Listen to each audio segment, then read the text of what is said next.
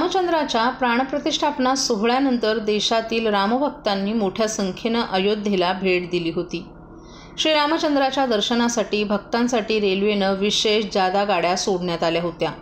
आता काही महिने उलटल्यावर श्रीरामचंद्राच्या दर्शनासाठी आसुसलेल्या ठाण्यातील वारकऱ्यांना मात्र रेल्वेच्याच असहकाराचा फटका बसलाय। अयोध्येला जाण्यासाठी 3 महिने आधी नोंदणी करूनही ऐनवेळी रेल्वे प्रशासनाने हे आरक्षण रद्द केल्यानं ठाण्यातील सुमारे 1300हून अधिक वारकऱ्यांना अयोध्या वारीला मुकावं लागले। ठाण्यातील माऊली सेवा मंडळातर्फे दरवर्षी भारतातील विविध तीर्थक्षेत्री सहलींचं आयोजन केलं जातं। यावर्षी या मंडळातर्फे अयोध्या दर्शन आयोजित करण्यात आलं होतं। प्रभू श्री रामचंद्राच्या दर्शनासाठी उत्सुक असलेल्या सुमारे 1200हून अधिक वारकऱ्यांनी आपली नावं नोंदवली होती।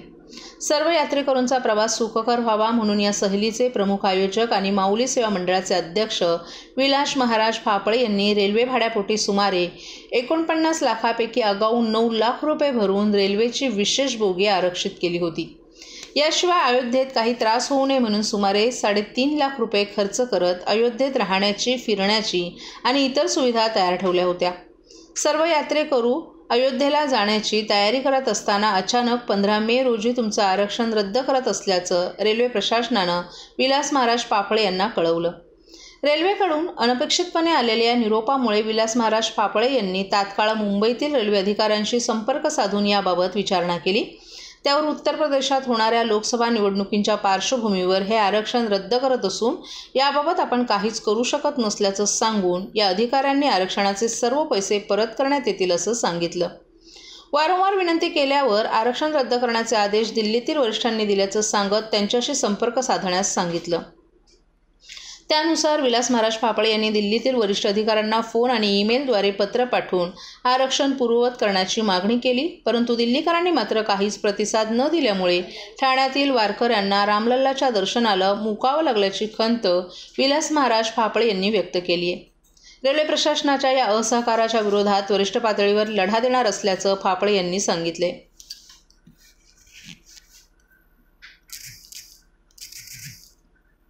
शक्य नाही आहे, वयोवृद्ध माणसं न्यायचे आणि ऑक्टोबरमध्ये आता नुकतंच परत ह्या निवडणुकांचं वारं येतं आहे।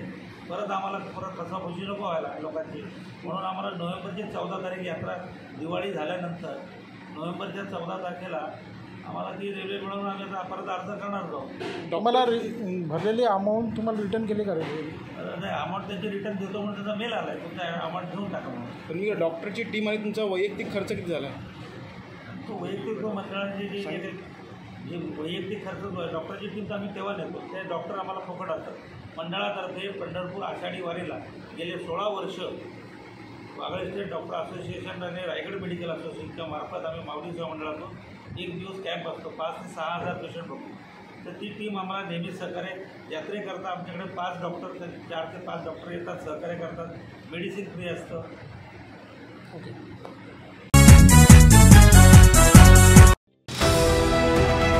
TJSB सौर शक्ती कर्ज, गो ग्रीन, करा वीज बिलावर बचत।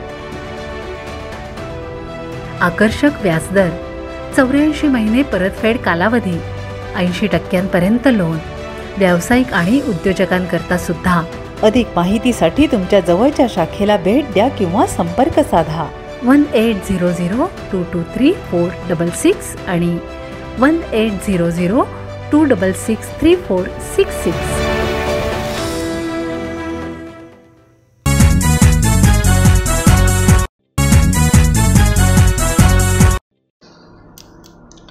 ठाणे रेल्वे स्थानक परिसरात नेहमीच नागरिकांचा गजबजाट पाहायला मिळतो। अनेकदा नागरिकांना इथून मार्ग काढणं कठीण होतं।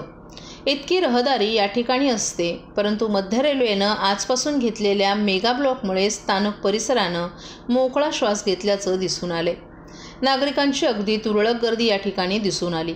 नेहमी रिक्षाची वाट पाहत उभे असणारे प्रवासी आज हे चित्र बदललं होतं। रिक्षाचालक प्रवाशांच्या प्रतीक्षेत असल्याचंही दिसून आलं। ठाणे मध्यवर्ती शहर असून येथे लोकवस्ती मोठ्या प्रमाणात आहे, त्यामुळे शहराची लोकसंख्याही जास्त आहे। शहरातील वेगवेगळ्या भागातून मोठ्या संख्येनं नागरिक दररोज ठाणे रेल्वे स्थानकातून प्रवास करतात, त्यामुळे स्थानक परिसर सकाळ आणि संध्याकाळी गजबजलेला दिसून येतो। दररोज गावदेवी मंदिरापासून ते स्थानकपर्यंत प्रवाशांची रहदारी पाहायला मिळते। परंतु आज मेगाब्लॉकमुळे हे चित्र बदललेलं दिसून आलं. ऐन शुक्रवार म्हणजेच कामाचा दिवस असून देखील स्थानक परिसरात नागरिकांची रहदारी नव्हती. स्थानक परिसरातील रस्त्यांनीही मोकळा श्वास घेतला. मध्य रेल्वे महामार्गावरील काही महत्त्वाची कामं करण्यासाठी आजपासून मेगाब्लॉक घेण्यात आलाय, अशी पूर्वसूचना मध्य रेल्वेमार्फत आधीच देण्यात आली होती. त्यानुसार अनेक कार्यालयांनी कर्मचाऱ्यांना या मेगाब्लॉकचा त्रास होऊ नये यासाठी घरातून काम करण्याची सूचना दिली होती. तर काही नोकरदारांनी स्वतःच्या वाहनांनी किंवा खाजगी वाहनानं कार्यालय गाठलं. तसंच नोकरदार वर्गाव्यतिरिक्त काही इतर नागरिक कामानिमित्त बाहेर पडतात, ते देखील मेगाब्लॉकमुळे घराबाहेर पडले नाहीत. त्यामुळे रस्त्यावर फार तुरळक गर्दी दिसून आली.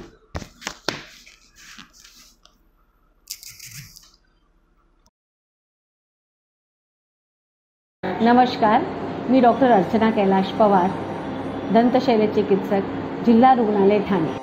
सर्वांगीण आरोग्यासाठी सार्वजनिक आरोग्य विभाग हे नेहमीच प्रयत्नशील आहे. विविध कार्यक्रम राबवून सर्वांगीण आरोग्य कसं राखता येईल ह्याच्यासाठी ते नेहमीच प्रयत्नशील असतात. असाच एक कार्यक्रम म्हणजे राष्ट्रीय तंबाखू नियंत्रण कार्यक्रम. आज 31 मे हा जागतिक तंबाखू नकार दिवस आहे. तर हा दिवस आपण साजरा करत नाही, हा दिवस आपण पाळतो. कारण तंबाखू आणि तंबाखूजन्य पदार्थांमुळे होणाऱ्या दुष्परिणामांची सर्वांनाच कल्पना आहे. त्यामुळे मुखकर्करोग होऊ शकतो. आजच्या घडीला मुखकर्करोगाचे खूप प्रमाण वाढलेले आहे.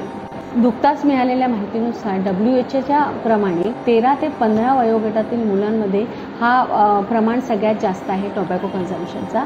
याच्यामध्ये त्यांनी असं दाखवलेलं आहे की मुलांमध्ये 11.5% मुलं हे तंबाखूचं सेवन करतात आणि मुली हे 10.1% एवढं तंबाखूचं प्रमाण ते तंबाखू वेगवेगळ्या पदार्थांमध्ये ते सेवन करतात.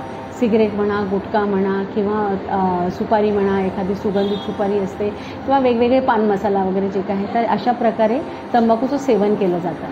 तंबाखूच्या सेवनामुळे फुफ्फुसांचा कर्करोग, तोंडाचा कर्करोग किंवा मुखकर्करोग होऊ शकतो, रक्तदाब वाढू शकतो, असे वेगवेगळे आजार होऊ शकतात. तंबाखू सोडल्यानंतर आपल्या दैनंदिन जीवनावरही त्याचे सकारात्मक परिणाम होतात.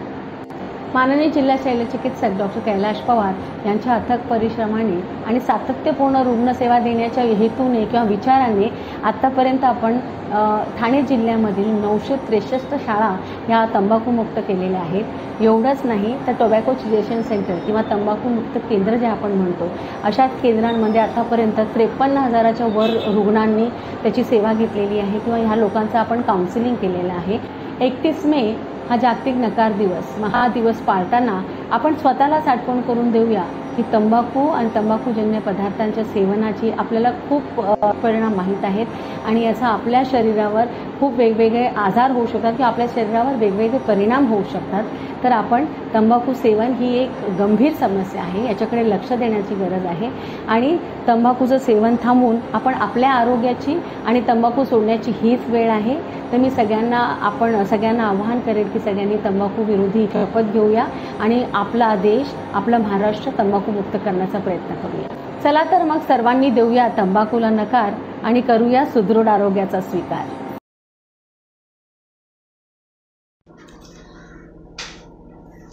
पावसाळ्यात होणाऱ्या आपत्ती टाळण्यासाठी ठाणे जिल्ह्यातील सर्व यंत्रणांनी आत्तापासूनच आपत्ती निवारण आराखडा तयार करावा.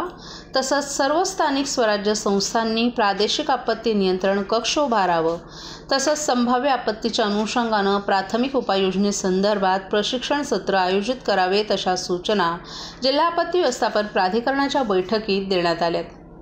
मान्सून कालावधीत उद्भवणाऱ्या संभाव्य आपत्तींच्या अनुषंगानं उपाययोजना करण्यासंदर्भात ठाणे जिल्हाधिकारी तथा जिल्हा आपत्ती व्यवस्थापन प्राधिकरणाचे अध्यक्ष अशोक शृंगारे यांच्या अध्यक्षतेखाली जिल्हाधिकारी कार्यालयात नुकतीच बैठक घेण्यात आली. यावेळी जिल्ह्यातील सर्व यंत्रणांना संभाव्य आपत्तीच्या अनुषंगानं पूर्वतयारी करण्याच्या सूचना देण्यात आल्यात. मान्सून काळात जिल्ह्यात कोणतीही आपत्ती घडू नये यासाठी सर्व यंत्रणांनी सज्ज राहावं. तसंच संभाव्य आपत्ती निवारणासाठी आराखडा तयार करण्याचे निर्देश देण्यात आलेत. पावसाळ्याच्या कालावधीत पावसाची आकडेवारी नोंदवण्यासाठी पर्जन्यमापक यंत्र सुव्यवस्थित ठेवणं, दैनंदिन पर्जन्यमानाची आकडेवारी गोळा करणं, आपत्ती नियंत्रण कक्ष सुरू ठेवावं, धोकादायक पूल आणि रस्त्यांची कामं तातडीनं पूर्ण करणं, अशा सूचनाही यावेळी देण्यात आल्या. मान्सून कालावधीत साप, विंचू, दंश यावरील प्रभावी औषधांचा साठा उपलब्ध करावा. साथीच्या रोगांवरील उपाययोजना करण्यासाठी औषधं आणि लसींचा साठा पुरेशा प्रमाणात ठेवण्यात यावा, जनावरांना होणाऱ्या आजारांसाठी लागणारी औषधं उपलब्ध व्हावी याची दक्षता घेण्याच्या सूचनाही देण्यात आल्या. महापालिका आणि रेल्वे विभागानं समन्वयानं नालेसफाई आणि गटारांच्या सफाईची कामं वेळेआधी पूर्ण करावीत. महापालिका नगरपालिकांनी त्यांच्या हद्दीतील धोकादायक अतिधोकादायक इमारतींची माहिती तयार करून आवश्यक ती कार्यवाही करण्याच्या सूचनाही यावेळी देण्यात आल्या.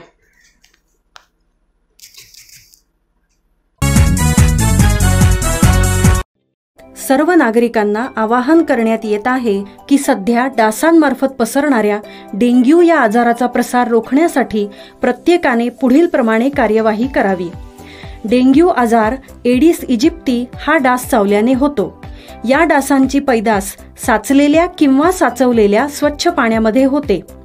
8 दिवसांपेक्षा जास्त दिवस पाणी उघडे व साचून राहिल्यास त्यात डास अंडी घालतात. अंड्यांच्या अळ्या तयार होऊन पुढे डास तयार होतात. यासाठी आपल्या घरातील पाणी साठे उदाहरणार्थ बॅरल्स, पिंपे, टाक्या, हौद, रांजणे इत्यादी दर आठवड्याला रिकामे करून घासून पुसून कोरडे करून पुन्हा भरावे. 1 दिवस कोरडा दिवस म्हणून पाळावा.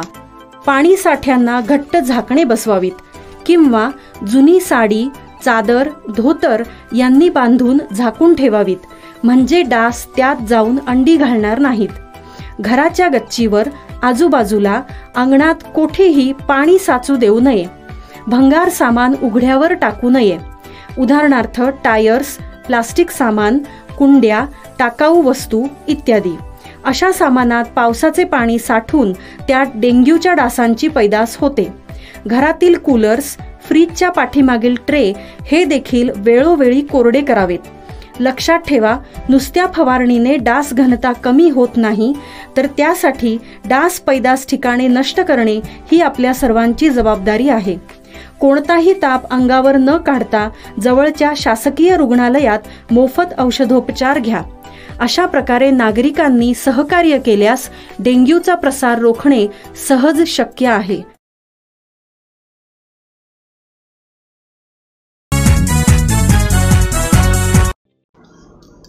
माजिवडा येथे भाजपचे आमदार संजय केळकर यांनी नालेसफाईचा पाहणी दौरा केला. सफाई सुरू आहे, परंतु ही वर्षातून एकदा होते आणि हा कचरा वर्षभर जमा होत असतो. त्यामुळे स्थानिकांना आणि संपूर्ण गावाला मच्छर आणि त्यापासून होणाऱ्या रोगांना सामोरं जावं लागतं. दुर्गंधीचा त्रास वेगळाच आहे. ही बाब आमदारांच्या निदर्शनास आणून देताच त्यांनी पाहणी दौरा केलाय. त्यामुळे पुढील 4 दिवसात नालेसफाई पूर्ण होईल असं आश्वासन प्रशासनाकडून देण्यात आले. त्याबद्दल जनतेकडून आमदार केळकर यांचे आभार व्यक्त करण्यात आले. या पाहणी दौऱ्यादरम्यान परिवहन सदस्य विकास पाटील, पीटर डिसूजा, नाना गांजरे, सचिन शिणगारे, जितेंद्र मढवी, अनुराधा रोडे, तृप्ती सुर्वे, समीर भोईर, अनिल पुलेकर, सुशांत सुर्वे तसंच इतर पदाधिकारीही उपस्थित होते. त्याची देखील पाहणी मगाशी आपण केली, पण हा ब्रिज जो आहे तो इथल्या लोकांना वरदान ठरेल आणि तो ठरण्याकरता पुढच्या काळामध्ये आम्ही MMRDAकडे, कारण MMRDA याची पूर्ण जबाबदारी घेतली आहे. त्यांनी पैसे आणि निधीची तरतूद केलेली आहे आणि त्याच्यामुळे पुढच्या काळात त्याचा पाठपुरावा करून लवकरात लवकर या कामाचं भूमिपूजन कसं होईल याच्याकरता मी बघणार.